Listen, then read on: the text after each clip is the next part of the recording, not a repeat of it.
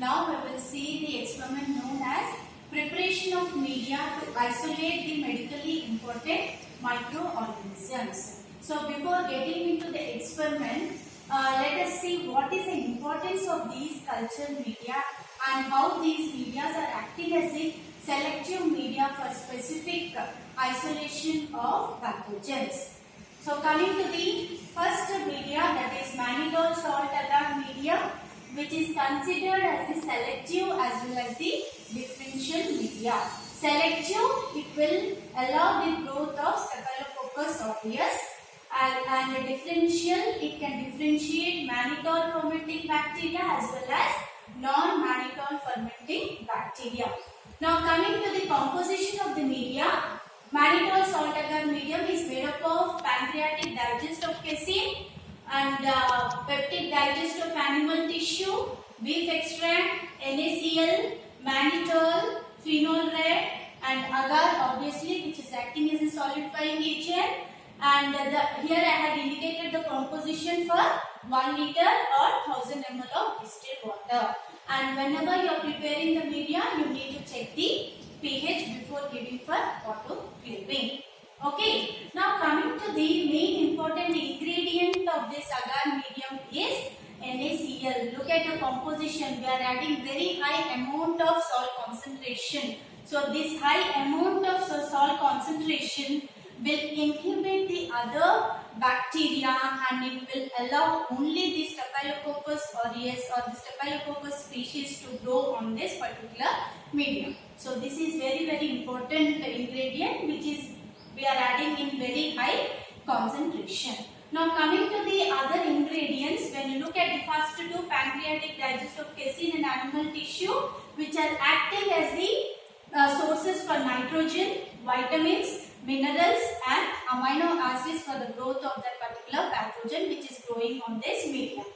And now coming to the NaCl, as I said, it is inhibiting the other bacteria and allowing only the Staphylococcus species. Apart from that, it will maintain the osmotic balance of the metabolism carried out during the growth of the pathogen on the medium. As well as one more important ingredient, mannitol, which is a fermentable sugar. So due to the fermentation of the sugar, there is a production of lactose, acid, which is detected by the phenol red. So phenol red is acting as the indicator. So due to the fermentation of the mannitol, you can see the acid production. So when there is an acid production, obviously, so this fermentation of sugar will be done by the pathogen which is growing on the media, and it will produce the acid. As there is a production of acid surrounding that medium, the pH will be reduced and that will be indicated by the or detected by the phenol red. So how do you observe the growth of the pathogen on this particular media? As I said, it is selective for Staphylococcus aureus. You can see yellow coloration around the colonies as well as yellow colonies can be observed on the media plate. And coming to the next organism, Staphylococcus epidermidis, this also will grow on the medium, but it will give the red colonies. There is no discoloration around the colonies. So here you can see it. As I said, it is a differential medium. It can differentiate mannitol fermenting and non-mannitol fermenting. The examples of Staphylococcus aureus. That's why you can see the yellow coloration around the colony. As there is a fermentation has been carried out, acid production, there is a change in the pH which has been detected by the phenol. So that's why the media, the red color media has been turned into yellow color surrounding media along with the colonies. I hope this is clear. Now coming to the next media, that is MacConkey agar. It is also acting as a selective and differential media, selective for Enterobacteriaceae family and differential to differential lactose and non-lactose fermenting bacteria. And one interesting point regarding this media, it is the first solid media which has been formulated by the scientist known as Alfred Theodore MacConkey. So that's why the name given as MacConkey agar. Now coming to the composition, it is made up of peptone, protease peptone, lactose, bile salts, crystal violet, NaCl, neutral red, agar and this distilled water, and pH should be maintained at 7.1. Now coming to the first two ingredients, peptone and protease, they will be acting as a source of nutrients and vitamins. Will be acting as a fermentable sugar, whereas bile salts are used. Bile salts along with the crystal walnut will be used for selection purpose, which will inhibit the growth of gram-positive organisms, and they will, helpful in the growth of gram-negative bacteria, which are belonging to the Enterobacteriaceae family. And NaCl will be helpful in the osmotic balance, and neutral red, which is the indicator where, as I said, in the same manner in mannitol, you can see it here. When there is a production of acid, when the pH has been reduced to 6.8, the colonies will be red color. Whereas if the pH is greater than 6.8, the colonies will be transparent in color. You can see E. coli will be giving the red color colonies, and transparent colonies will be given by the Shigella and Salmonella. And one more thing. As I said, it is a differential media. Lactose fermenting is good example is E. coli, and non-lactose fermenting bacteria is Shigella and Salmonella. Okay. Now coming to the citramide agar, another media, which is a selective media for the growth of the Pseudomonas species. Citramide is used for the selection of Pseudomonas species. Now coming to the composition, it is made up of pancreatic digest of gelatin, potassium sulfate, magnesium chloride, and one important ingredient is cetyl trimethyl ammonium bromide, glycerin, agar, and the distilled water, and pH has to be maintained at 7.2. And this gelatin is used, acting as a source of nutrients and vitamins, and potassium sulfate along with the MgCl2, very important here, which stimulating the production of pyocyanin and pyrovertin. These are the two enzymes which will be produced by the Pseudomonas species. Now coming to the another important ingredient, that is cetyl trimethyl ammonium bromide, which is acting as a detergent. That means it is inhibiting the other bacteria, and it will allow only the Pseudomonas species to grow on the specific bacteria. Now glycerin is acting as the source of carbon.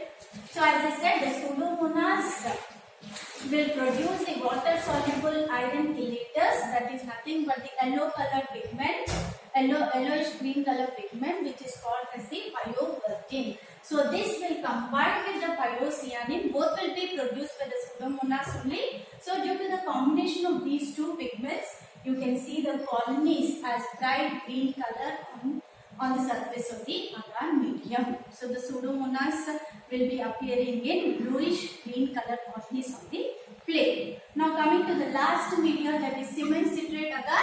It is used to differentiate Enterobacteriaceae family members, and first it was developed by the scientist Kossel, and later it was modified by the Siemens. So that's why it is called as cement citrate agar medium. Now coming to the composition, it is made up of NaCl, sodium citrate, ammonium dihydrogen phosphate, dipotassium phosphate, MgSO4, bromothymol blue, and agar, and pH has to be maintained at 6.9. Now coming to the importance of these ingredients, NaCl, obviously it is helpful to maintain the osmotic balance, and sodium citrate is acting as a sole carbon source for the growth of the organism, and ammonium dihydrogen phosphate will be acting as a sole nitrogen source, and dipotassium phosphate is acting as a buffer, and MgSO4 is acting as a cofactor for the metabolism, and the bromothymol blue is again acting as an indicator here. So when you look at the growth, the organisms, Enterobacteriaceae organisms, will utilize this citrate, sodium citrate, and they will try to accumulate the alkaline compounds or basic compounds around their colony. So mostly ammonia will be produced by using the citrate as the carbon source, and also these organisms will produce the enzyme which will convert the citrate to pyruvate. So this conversion will be indicated by the bromothymol blue, which has been added to the media. So due to that, you can see the color of the media itself will be converting into green to blue. So when the color has been changed from the green to blue coloration, that means the Enterobacteriaceae family has been grown. medium. I hope the importance of the media is clear. Now we will proceed with the experiment. Thank you. Students, now we will see how to prepare the different types of media to isolate the medically important pathogens. Now here I will be going with the high medium. So in the next explanation part I had said about the individual ingredients. You can prepare by using those individual ingredients, or you can simply go with these high media. So you can see it here, Siemens citrate agar, okay, and McConkey agar,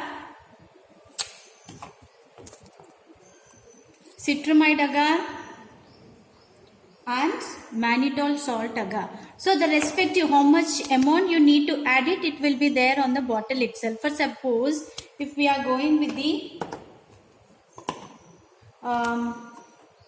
McConkey, we are going with the mannitol salt agar, how much we need to add? 11 grams per 100 ml of water. Okay, so now I will show how to go with the preparation of the mannitol salt agar. So for that we need to weigh 11 grams of this high media by using the weighing machine, which I already done. So this is the 11 grams of mannitol salt agar. So I am taking 100 ml of water because I had weighed for 100 ml. So that's why I am going with the 100 ml of distilled water.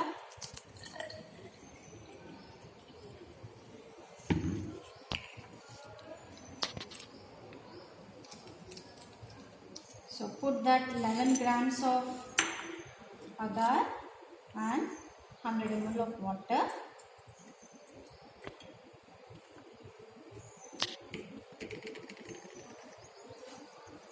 And when you are preparing by using the high media, depending upon solidification, you can add the extra amount of agar also. So for this we will be adding the 2 grams of agar so that it will solidify properly.